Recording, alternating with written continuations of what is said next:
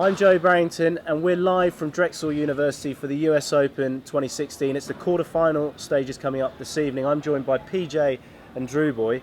PJ, firstly in the men, I mean, there's been no let-up. From the first match on the glass court, we nearly saw the world number one Mohammed Elshorbagy be dispatched. And he should have done, to be quite honest. There was a couple of decisions at the late stage of that match which, in my opinion, should have gone in the way of Cesar Salazar, and the number one seed should be out. Two other major upsets apart from that particular result. Rodriguez lost in the first round, still not looking very confident as we hit this very important stage of the season. But the biggest setup for me was Omar Mossad, who made the final here last year, lost to James Willstrop in the first round. So those two sections of the draw really have opened up quite beautifully for the rest of the They have, and then there's been just a wealth of massively competitive matches between the rest of the players in the men's. Sure. In slight contrast with the women's, it's been a bit more straightforward. You've got all 8 top seeds into the quarter-final stage, but this is the bit where the women's gets really, really punchy now. Certainly does. I mean, the one player that really is causing problems for the top 8 out there is Nour El Tayeb. The fact that she's sort of floating around because of her injury, and she almost scalped Nicole David. She went 2 love up and was playing scintillating squash, changed the game plan slightly, and Nicole David really stepped it up and survived to win 3-2. So that was the big one outside the top 8. I think the fact that you look at the draw and you see the top 8 through, it tells its own story. But you've mentioned it, we've talked about it, the women really ramp it up from here, and I think it's going to be a very competitive quarter-final lineup for every single match really, and I think it really is credit to the women's game that it's so entertaining at this point.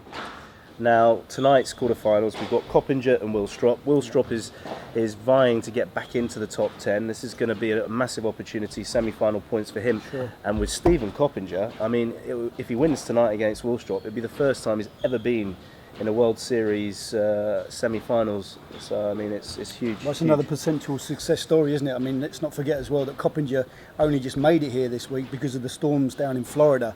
He had to wait a couple of days there and couldn't actually get out and fly up to Philadelphia. So again, maximising this opportunity here where that draw's opened up for him. He's going to take this opportunity, grab it with both hands and give Willstrop a great run for his money. But for me, since San Francisco, where we saw Willstrop make the final there, he's looked the quickest and the leanest I remember seeing him, definitely within the last 5 or 6 years. The kind of form that took him to the Tournament Champions title back in 2012.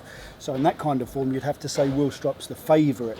I think the days off for Willstrop are key as well. The fact that he's having these rest days, I think that's really important for his body. And I mean, as you pointed out, I watched Willstrop in Hong Kong, and he was starting to move so much better and back to sort of the old James Willstrop. Sure. And I think the fact that he is having these days off does help, and will sort of it'll give him a bit more sort of coming into this match against Coppinger. I think it'll be at the very worst 4 games, if not 3 love tonight for James Willstrop. Just on to the second men's quarter-final, which will be the last match of tonight's play. The Showdown brothers. Okay, so it's always an interesting point. Mohammed, they played I think 7 times. He's never beaten, Marwan's never beaten Mohammed in PSA. He has done in a few leagues, but around the world, but not in the PSA. What do you think about that one? I mean, it's a bit of a kind of, it's a bit like the Williams sisters, isn't it? Not that, If you look at how well Marwan has played this week, from a standard perspective, I think the level he's playing is actually better than Mohammed at the moment. Sure. However, he's playing his brother. There's not necessarily a pecking order, but I think Mohammed's created a real aura for himself. He's definitely not playing his best squash at the moment, Showdown, but here we are again, he's in another quarterfinals of a World Series event. So the consistency of Mohammed, obviously, it's pretty impressive at the moment. He's the best player in the world on his day. Right. He's not reaching that level at the moment. I would really like to see Marwan have a good go at his brother tonight, and I think potentially he could scalp a victory over him if we look at the current form going into tonight. So, come on then, I've said it about Willstrop. I'm going to go for Marwan tonight. You are? I do think he's got a chance. Get his first scalp over his older brother. I think he could possibly take him in 4 games. Because I think the psychological aspect is huge, and I think somehow Mohammed Elshorbagy finds a way. And although I agree with PJ that Marwan has been playing the better squash, I think somehow Mohamed Elshorbagy is going to win tonight's match. Right. I think you slightly tweaked. I think you were going down the Marwan route, and then you realised and you tweaked, and now you've done a clever political Stop trying scenario. to put words Anyway, in my mouth. okay. Well, that's I can't do that. You've got plenty of your own. But just going on to the women's end. So the first quarterfinals of the women, you've got Shabini.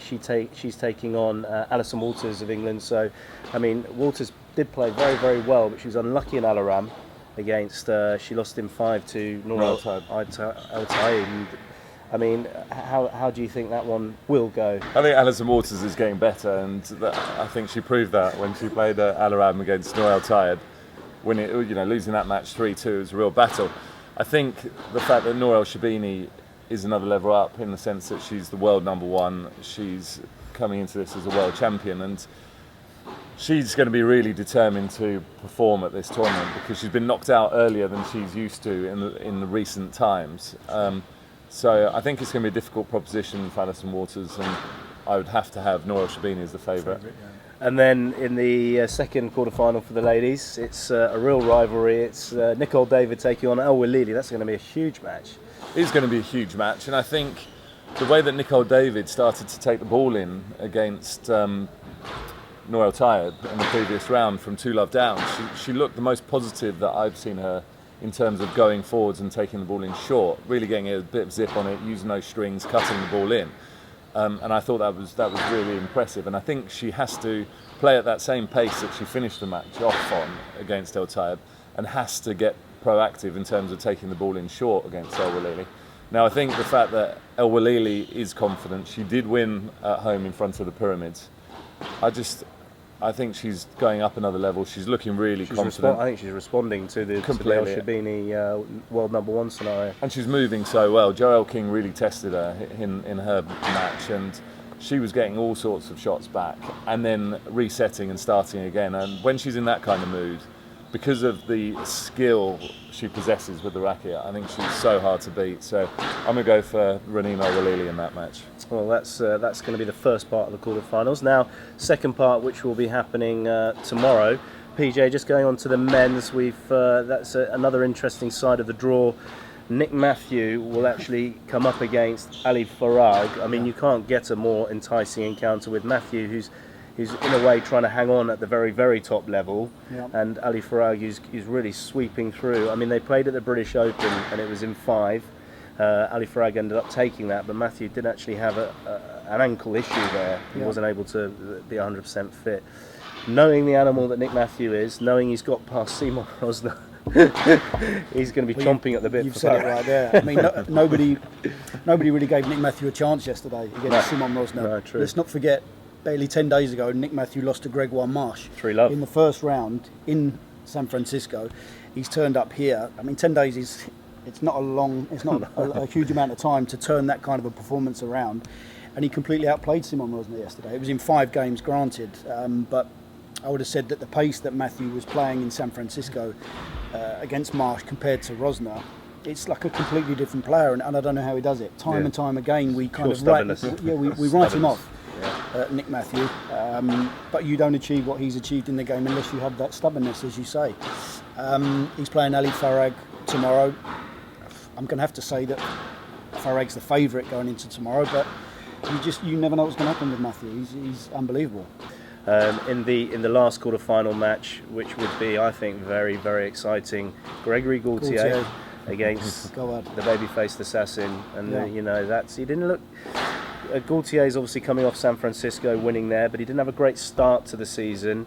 No. I know he's your man for this event, so I'm just reminding you because you can get carried away and start saying Gawad will win, but Gawad actually hasn't looked very good in this event. He's got through. You nearly lost against Max Lee. He was lucky to win that match against Max Lee. He was. I mean, in between games, he looked as though he may have been trying to treat a little bit of a cold.